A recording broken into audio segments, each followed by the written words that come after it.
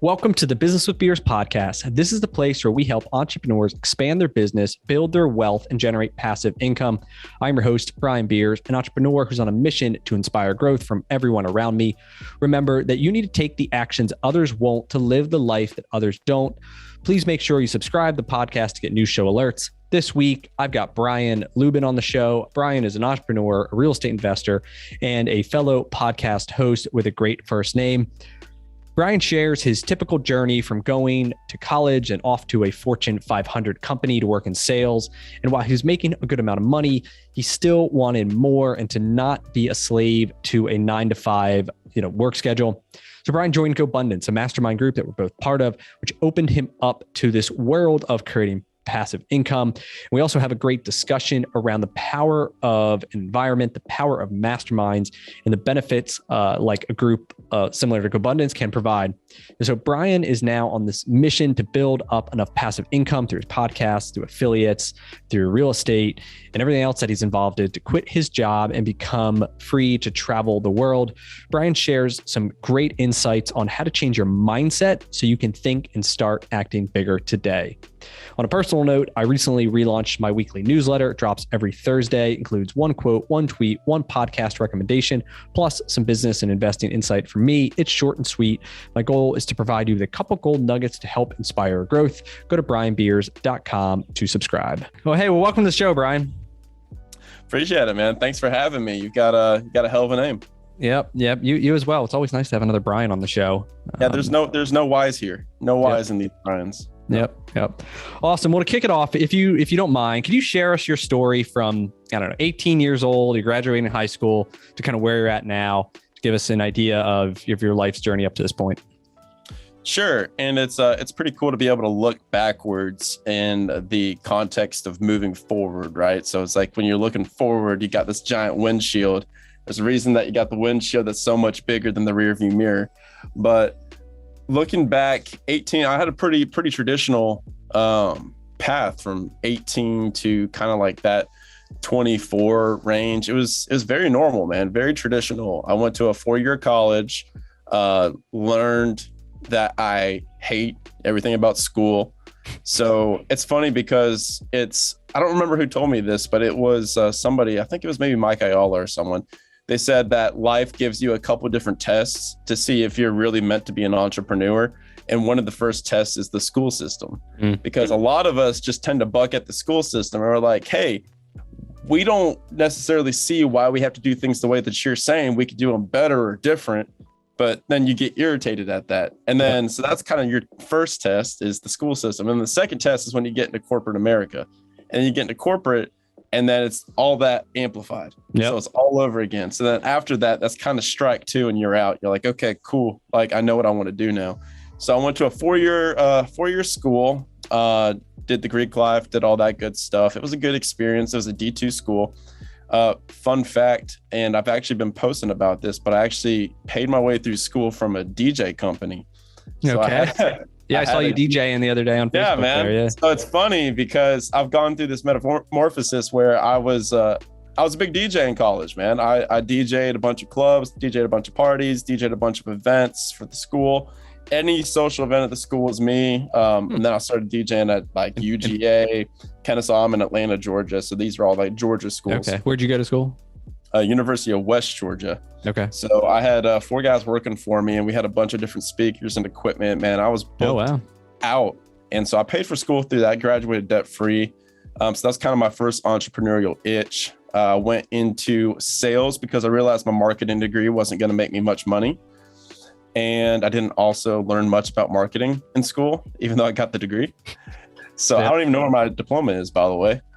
So I did that, went into sales, went to corporate sales. I convinced the vice president of the company that he should give me a shot because I had no experience. So that's the dilemma for people coming out of school is they say, hey, for a good job, you need like 2 years experience. And I said, man, look, I don't have experience, but I can do this job. So here's my proposal to you. And this just goes to prove that everything is negotiable. Most things are negotiable. I told him, I was like, look, man, like if you're that concerned about it, I was like, I just drove up here to Nashville, Tennessee. I'm like, put me on as an hourly intern. And then you don't even have to put me on salary. Put me as an hourly paid intern, whatever you want to call it. Give me something that's fair. And then let me have like a month or two of checkpoints. And then if I kill these checkpoints, then go ahead and hire me on as an internal hire and then move me through the system. And then you look like a hero because you just took someone from square one and then put all of your systems and processes and beliefs and company culture into me from the beginning. And then as I explode, that looks fantastic on you. Whereas the alternative would be someone that's got 20 years experience and maybe they are stuck in their way of doing things that you don't like them doing. Yep. And he was like, oh my God, I've never heard anyone propose this way before. And so that's how I became one of the first and only, I believe, sales interns at Cintas. So it was Fortune 500. So I went in there, killed it. Fast forward, I hit the top of the company. I was like number 11 out of 5,079 in the position. Oh, wow. Got all the trophies, got all the ribbons, got the awards, high paying, making about $250,000 a year, spending it all. And then the moment hit, fast forward to 2019-ish, 2018, 2019. And I'm doing this job. I've hit the mountaintop and I realized as soon as I accomplished all my goals, and for anyone that's in sales or corporate, you, especially in sales, it's like once you hit that mountaintop and you get up there and you realize, whoa, hold on a sec, what do I do now? Because now you're kind of capped out financially, metaphorically, there's nothing to really pursue. And so I was like falling out of love there. And then I realized I was worthless on paper. So I finally understood the concept of net worth and I learned about that. And I looked on the balance sheet and I'm like, I'm worth nothing. I've been making $250,000 a year. I don't have any assets. And so I then was like, okay, cool. I'm going to remedy this. And then so my first purchase was a house hack. Bought a house hack and moved in, and everyone told me how dumb that was to do a house hack. I put 3% down and I got a little split level, like a 5-bed, 4-bath, and basically rented out as a duplex. And I went and moved into that, and everyone told me it wasn't going to work. It was the dumbest thing they've ever heard. And that thing's still printing out $1,200 a month net cash flow after CapEx, everything. Okay. Yeah. Every single month to this day. And I'm about to refi probably 130, 140 out of it. So that's going to be fun. And so, yeah, man. So that's how I started, got on this journey of got the entrepreneurial itch after that, started up a company. Got about 6 units now. I'm looking to get a couple more Airbnbs and stuff like that here in Atlanta. That's what I'm actively doing this month. And then from that point, it's just kind of like doubled and tripled every single year. Okay. So building this real estate portfolio of long-term rentals, short-term rentals. Yeah. So that's where I got to. And then now we've joined this whole GoBundance community and we can get into that. Yep. And now my pivot, which we can move into kind of in the back half of this, is moving into remote income sources that me and my girlfriend can go travel around the world. Okay. Are you still working for Cintas? Yeah, currently. It's okay. They don't listen to any of these podcasts. They're corporate guys. They don't listen to business podcasts. It's your goal eventually is build up all these systems so then you can transition out of that. Is that the play? Well, no, it's done. It's like finished. I'm leaving in June. Okay. Leaving in June. That's already finished. They just don't know it yet. So surprise. That's funny. There you go. If they listen to this, kudos to them. Yep. Awesome. And you have a podcast, the Action Academy, right? Where you bring on, or tell me about the show from your point of view. What's your goal of it? So Action Academy podcast is the mindsets, methods, and actionable steps from 7, 8, and 9-figure entrepreneurs, giving people advice on how to earn freedom in their life and business, because revenue is one thing, net worth is another, passive income is another completely. But if you are increasing your wealth, increasing your revenue, but you're not increasing your freedom at the same time, what's the point? Yep. So our interviews are kind of half and half, kind of front loaded with, kind of levers to pull to keep your freedom in your life and business, systems and processes, and the back half of the interviews are mostly financial. So I've got a lot of big 7-figure, 8-figure, 9-figure guys on there, and Mr. Brian Beers. There you go. Yeah, it was great. So let's like get into, first of all, so a lot of this is through GoBundance, a group that both of us are in, right? A mastermind group of entrepreneurs primarily, right? Or people who want freedom, they want relationships. Talk about some of the like the power of being in a group like that for somebody who's not, surrounded by those types of people now. So it's night and day, right? It's completely night and day, and it's a confidence thing, right? So it is, if you are lone wolfing it, which a lot of us are, we start with lone wolfing it, and we are going about our entrepreneurial journey just by ourselves. And when you start off, you have a bunch of people telling you, hey, here's why this won't work. Here's why you're going to fail. Here's why this is a bad idea, because they're normal. And then as soon as you start going past that normalcy barrier, then they're like, whoa, guy, don't shine too bright. Come back down with me. This is where we have fun. Yep. And so you stop telling people what you're doing, and you start having this phobia of letting people know what's going on and what your goals are, because you're going to get shit on. Like they're not going to help you. And then the difference is when you get into these groups, in these mastermind groups, you flip that completely 180. And now you're so excited and gassed up to be able to share your goals. And then you have confidence that you can knock out anything. Like, I am not in apartment complexes right now. I'm not in multifamily, but I know that if I really wanted to, and I was really fired up about going and closing a 300 unit apartment complex, I'm a couple text messages removed from the key people that could help me literally do that within 3 to 6 months.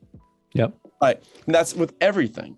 That's with every asset class: short-term rentals, Airbnbs, multifamily, self-storage, everything. Yep. And so it just gives you a level of confidence to just swing for the fences and know that if you do fail, which is inevitable, like we will all fail in life and business, you won't fail badly. It'll just be like oh crap, whoops. Okay, that was a little underwriting mistake. I'll fix that next time, because this group is not going to allow you to go just completely lose it. Yep. Yeah, and it's more than just this real estate too. And I mean, I was at an event last night, a local one, and we're masterminding and talking about what are the biggest challenges are, and most of them were actually in the personal life, right? Relationships with kids or your spouse, or with like your parents, or with yourself and self-confidence because of these things, and all of that affects everything else, right? Your life is all intertwined, and sometimes like if all you talked about was business, and but if you have this bad relationship with like your kids or whatever, then like that relationship is no doubt could affect your performance in your business and your overall happiness and enjoyment for life. And so, part of the benefit is being in a room with similar like-minded people who are all going through, various things at different parts of our lives, and being able to have people that, you can talk to and, have trust in, and, have advice. So, as a group, we're helping different people solve whatever issues they have at that moment. And, in our life, we may experience the same things or similar things, right? And have people that can help us. So that's like it's super powerful to be in a room full of equals who all have one goal, which is like for everybody to improve in all aspects of their life. Exactly. And now it's kind of funny because I enjoyed it so much that GoBundance kind of hired me as an ambassador. So if anyone's interested in joining GoBundance, feel free to reach out. We'll put all my information in the show description, and we'll put my stuff there, and then you can reach out. And we can book a call and talk about these and have these conversations. But and use me as the referral, so then I get I get a little bit of money on it too. Yep. It's a Brian alley-oop right there. There you go. So it's everything from so you use the apartment example. Like if I wanted to buy a 300 unit, like financially and economically, I've got people to walk me through. Also, on the flip side of that, to your point, when I have my children, like I don't have kids yet, but when I become a father, when we end up, because I'm already with the person I'm going to be with for the rest of my life, I already know that. So as I'm going through, the pregnancy and going through what we're going to do in a couple of years, I already have all the best people, all the best examples of fathers to be able to fall back on. So now, like, how scary is it being a father for the first time? I mean, come on. And now I can reach out to all of y'all. Yeah. I've got just like these just wholesome, well-rounded men that I could fall back on, and that can help me through this journey. Like, oh my God. Yep. Perfect point. Yep. So let's talk about some of the lessons learned. So you've interviewed some, 8-figure, 9-figure, right? A 9-figure guy worth $100 million, built up in an enormous amount of wealth.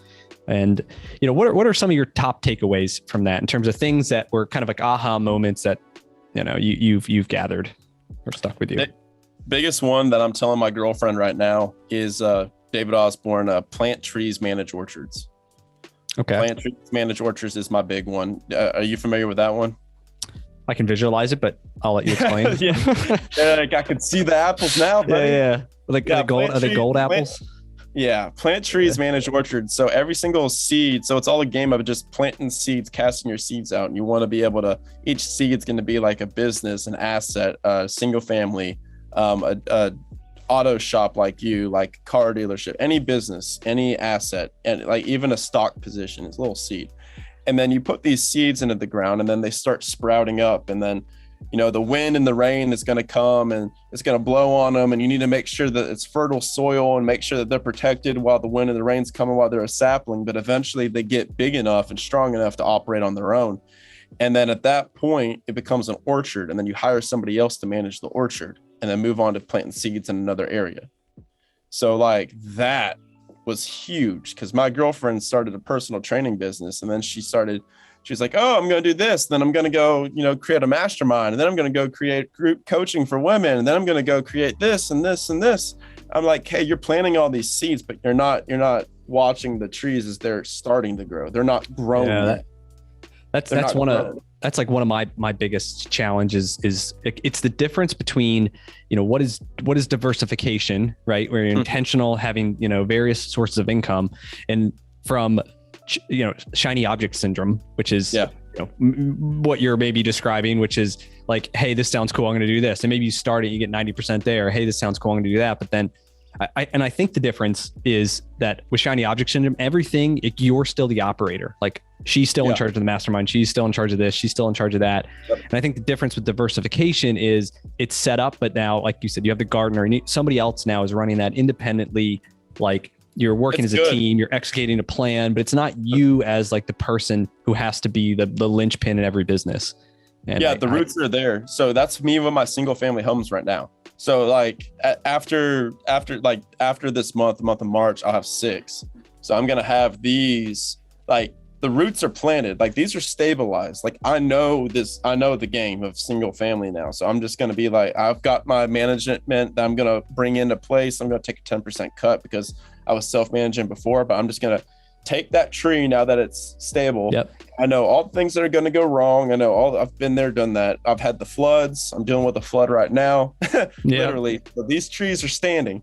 So I'm going to have that pushed off, and then I'm going to move into some short-term rentals. And then, like I said, I'm going to, my big focus right now and my massive focus moving forward is the podcast and building an online brand and traveling around the world with my girlfriend while I'm making and generating $50,000 a month in remote scalable revenue.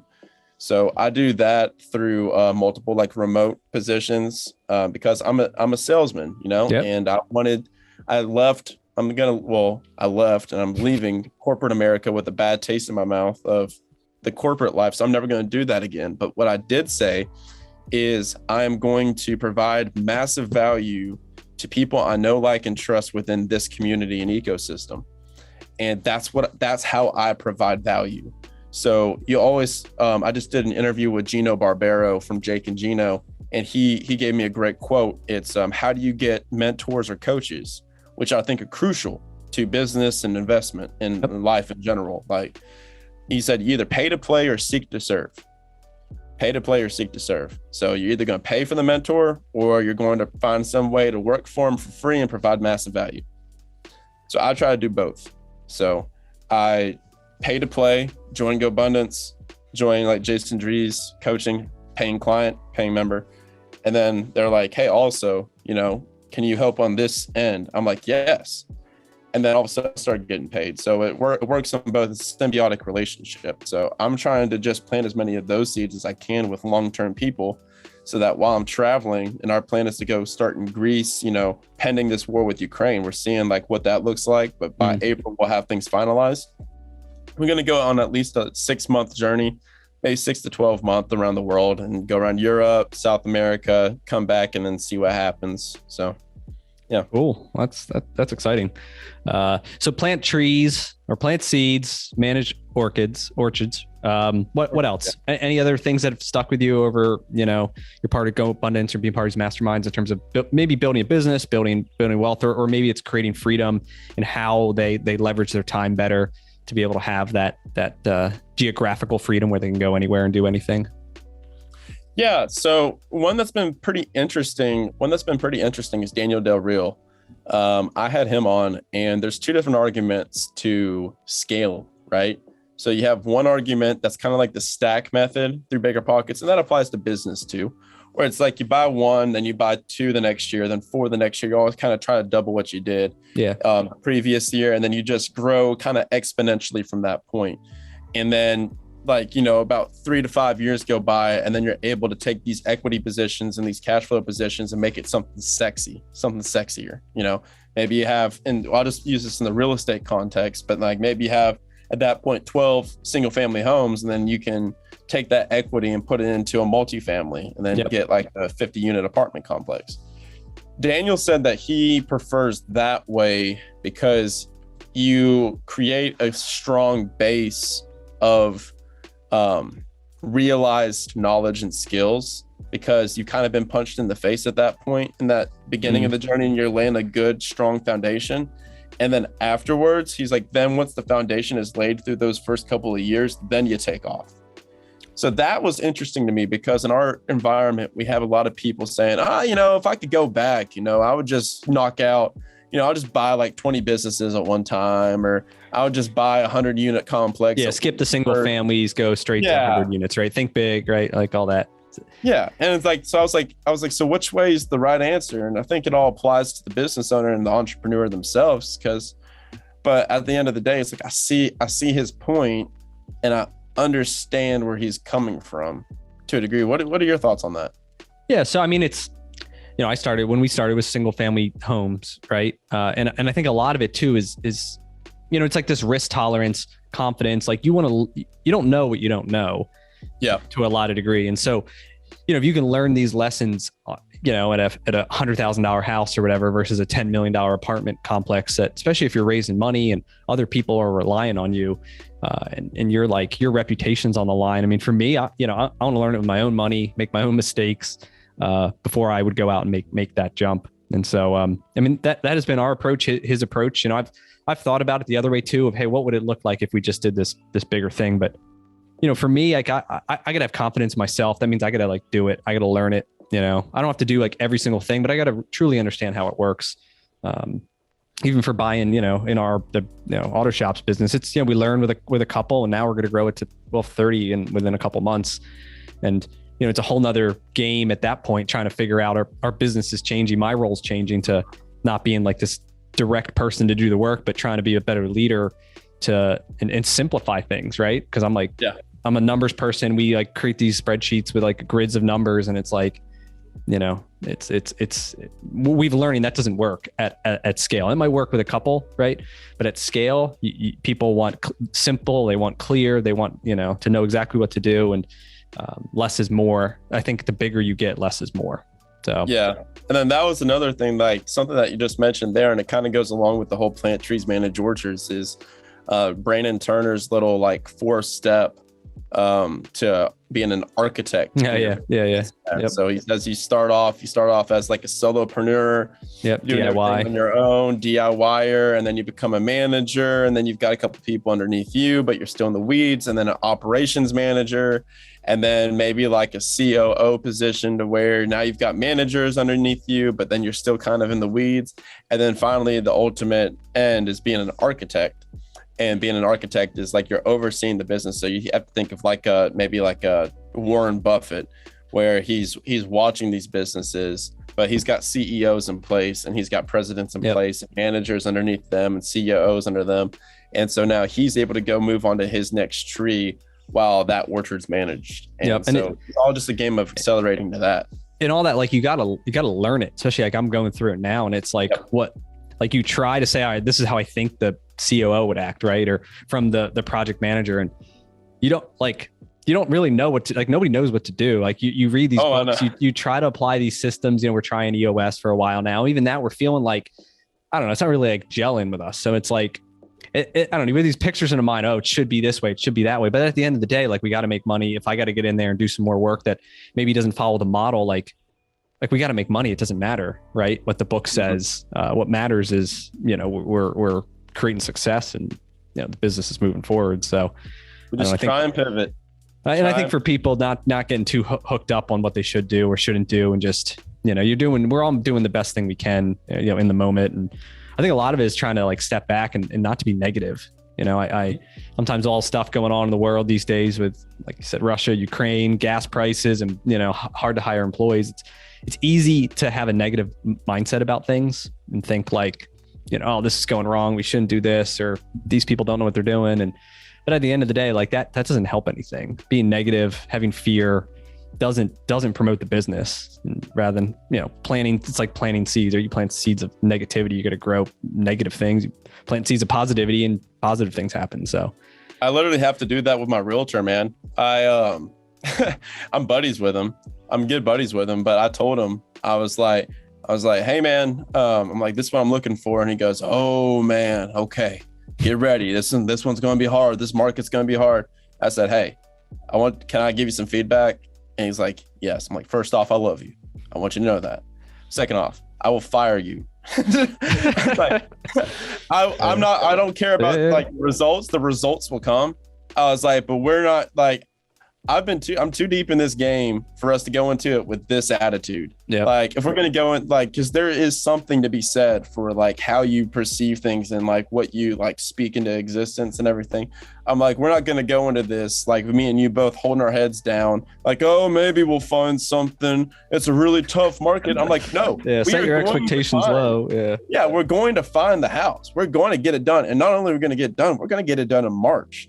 And every single time I've said this before, like, he's like, no, I don't know about this, man. I don't know. I'm like, it's going to happen. And then all of a sudden, bam, house pop up. I'm like, that's the house. Make an offer, make the offer, get it accepted, done. Cash flow. Yeah. Every time. So that's funny. That's what we're doing right now. What are your thoughts on setting goals? Like, are you setting these big goals and trying to achieve them? Or is it, you looking for incremental progress? Like, how do you go about setting goals? How do you hold yourself accountable for taking next steps to, move the ball along? So I'm still in the process of getting down to the, like the daily little ticks. So I've been trying to do like kind of like the Osborne method, to where he sets like his yearly goals, and then he sets it in like lead and lag measures. You know, lead and lag. Mm-hmm. Yeah. Yeah. So it's like you have the things that are controllable versus the end results. Like for those listening, it's like a lag measure would be like your weight, your body weight. Lead measure would be, hey, I'm going to, instead of your goal being, hey, I want to weigh, 175 pounds. It's, hey, I want to go to the gym 5 times this week. I want to follow my diet 5 times this week. Cardio 3 times this week. So that's what it's the actions. The actions behind it that yield the result. Calorie intake. Yeah. Yep. Calorie intake. Did I follow the diet? Blah, blah, blah. So I've done that in the past, and I'm doing that now. And I'm trying to get better at that daily check-in. It's hard, man. I'll tell you, I've tried multiple times habit trackers, tick marks, and it is a hard habit, that alone, just to pull up the book and remember to do it. So it's, but I think it works if you believe in it. So. What you measure, it's like what you measure is what grows, right? So I do believe in tracking and doing all that. But here's another kicker that I'm kind of learning from my mindset coach, Jason Dries, and I've seen it apply in my life, and I've seen it apply in a lot of people's lives. And it's just what's possible, and like setting goals that are like seemingly impossible to you and making them possible, because like goals aren't necessarily impossible.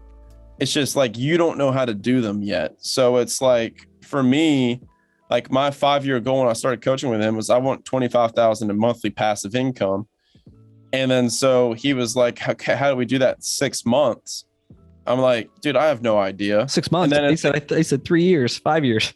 Yeah, exactly. I'm like, screw you, dude. What are we going to do? Wave a magic fairy wand? Yeah. But then we like tweak, like we figure out what the end result is. What's the end result? What's the actual goal we're working towards? Being able to travel around the world. I'm like, okay, cool. So then like, how do we change that goal to be able to travel around the world sooner? And then it becomes passive income to active income. And I'm like, okay, cool. How do I make remote income when I've never made remote income in my life before? And then all of a sudden the people start falling into place in my life that allow for that to happen. Now I blew 25 out the water. Now it's 50. And then it'll go from, 50 to 100, then 100 to $1 million. Like there are people that know how to make $1 million a month. So it's just like having that goal, but realizing that at any single, and you're like doing your ground game, like you're doing your action plan for your goal, but then also realizing that at any given point, a singular person or a singular interaction can change the entire course of the goal and 10x it.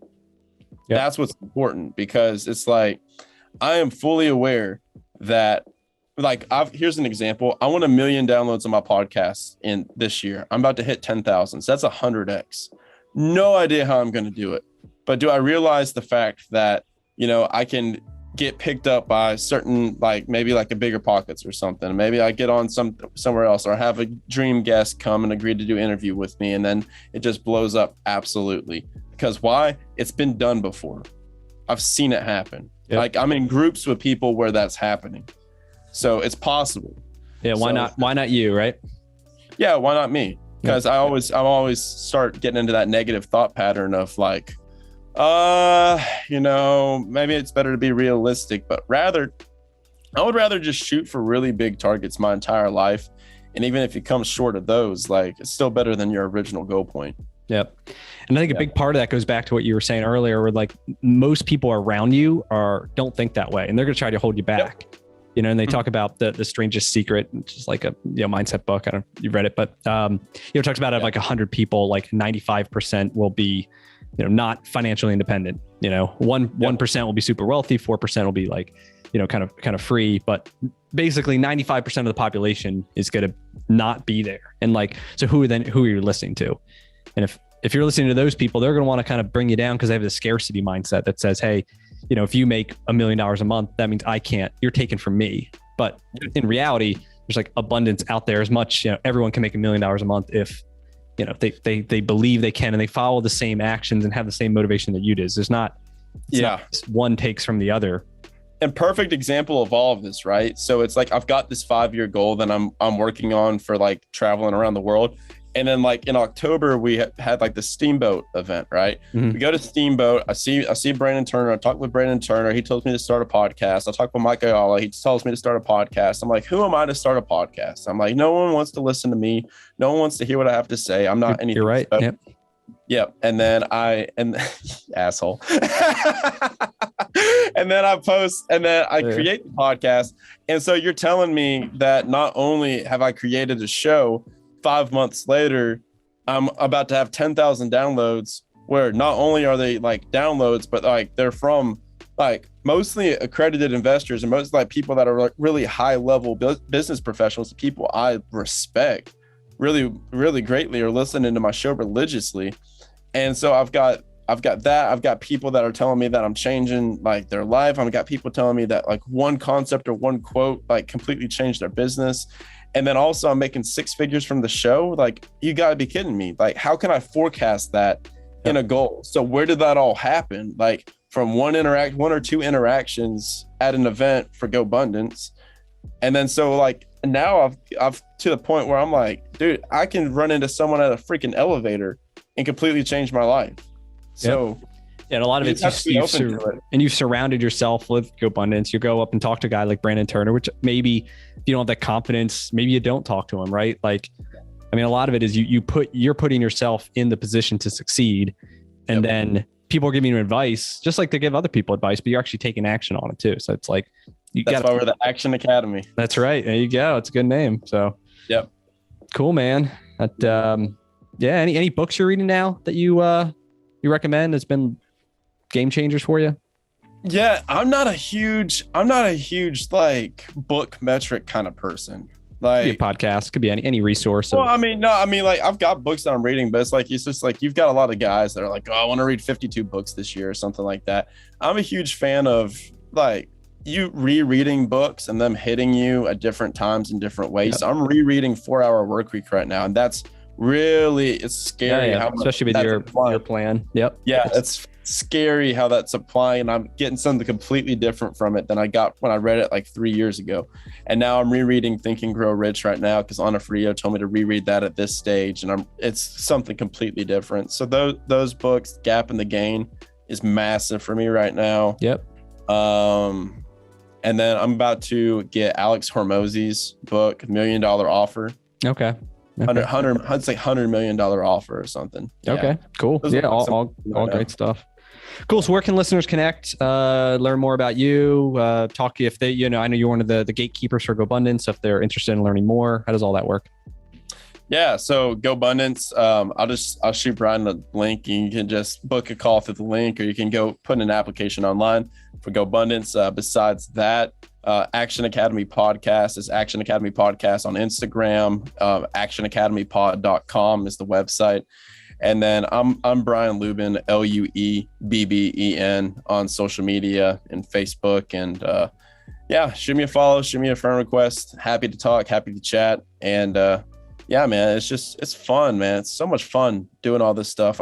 We just had a mastermind in Austin, Texas, and we were all like in our 20s and 30s and at the mastermind, it's like between 27 and 37, kind of all in that mixture. And that's where you're at too. And it's like, we're like, man, can you imagine all of us at 50?